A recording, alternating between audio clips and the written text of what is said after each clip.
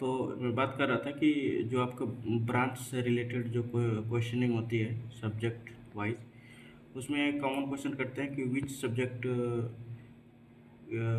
You like very much, like so most likely subject जो होता है आपका, उससे क्वेश्चन करते हैं उसको। उसमें कौन सा चीज़ जो आपको सबसे अच्छा लगता है उसी से वो लोग क्वेश्चन करेंगे। ऐसा रेंडमली वो पैनल बैठा रहता है। पैनल कभी कभी क्या होता है कि आपको वो लोग बोर्ड पे भी भेजते हैं, जो वाइट बोर्ड होता है, वाइट बोर्ड पे कुछ ऐसा ग्राफ, स्टेसिस्टन डायग्राम ग्राफ करने को, प्लॉट करने को बोल देंगे, या फिर ऐसा कुछ इक्वेशन वगैरह अगर आप कुछ लिखना हो तो उसके लिए आपको भेज सकते हैं। तो ये उन लोगों का जो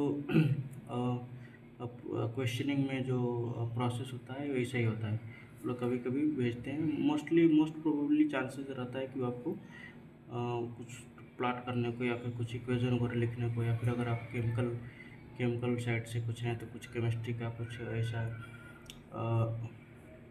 केमिकल कुछ फार्मूला वगैरह ड्रा करने का, स्ट्रक्चर वगैरह ड्रा करने का बोलते हैं। ऐसा प्रोसीजर होता है। ठीक है।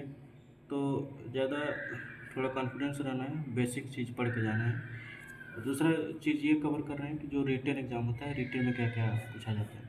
तो रिटन में मोस्टली जो, जैसे एक एग्जांपल ले रहा हूँ आईआईटी कानपुर का। तो आईआईटी कानपुर में जो प्रोसीजर है, वो मोस्ट प्रोबेबली जो क्वेश्चन आता है ना, वो जो प्रीवियस ईयर का आपका गेट का जो क्वेश्चन होता है, प्रीवियस ईयर के गेट का क्वेश्चन ही रहता है। लगभग 70% वो लोग वही क्वेश्चन जो है एराइज करते हैं उसमें रिटन एग्जाम में।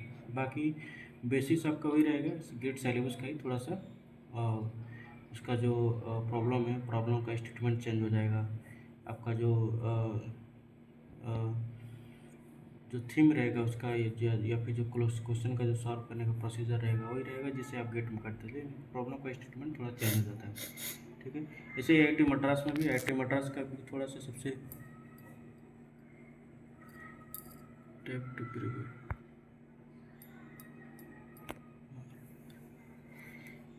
आईआईटी मद्रास में भी सेम आता है। आईआईटी मद्रास में थोड़ा सा टफ क्वेश्चन आता है it's comparison to other IIT, क्योंकि थोड़ा सा उसमें, लेकिन उसमें भी बहुत ज़्यादा टफ नहीं होता है। गेट का जो सिलेबस होता है उसी से उधर पे क्वेश्चन आता है। गेट का जो प्रीवियस ईयर क्वेश्चन रहता है, थोड़ा सा उन लोग का जो मैटर होता है वो थोड़ा सा चेंज रहता है। तो उस हिसाब से आपको प्रिपेयर कर लेना। अगर आपका गेट में अच्छा हुआ है तो आप कर लेंगे आराम से, रिटर्न निकल जाएगा। क्योंकि एक्चुअली उनका जो फंडा होता है ये होता है कि मान लीजिए 400-500 कैंडिडेट को शॉर्ट लिस्ट किए रहते हैं। उसमें से किसी ब्रांच में 25 सीट होता है, किसी ब्रांच में 100 होता है। तो इसमें इसको शॉर्ट लिस्ट करना में ज़्यादा ईजी होता है, इसलिए रिटर्न वगैरह कराया जाता है। सो आपका सिलेक्शन हो, अगर कभी प्रॉब्लम क्या आता है, प्रॉब्लम आपका ये आएगा कि अगर आप अप्लाई कर रहे हैं तो क्या होता है कि कोलैप्स हो जाता है।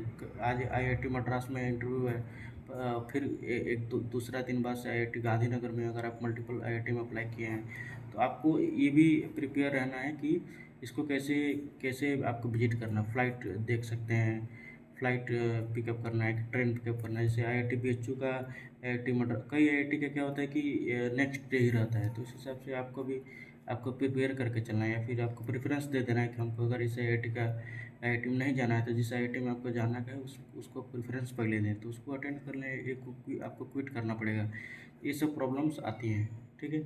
बाकी सब हो जाने के बाद से आईआईटी का जो एडमिशन का जो प्रोसीजर होता है, वही सब आपका डॉक्यूमेंट वगैरह जो भी मेडिकल्स देना पड़ता है, कॉमन आपका मेल आएगा, उस पर जो भी रिक्वायरमेंट है वो लोग भेजेगा।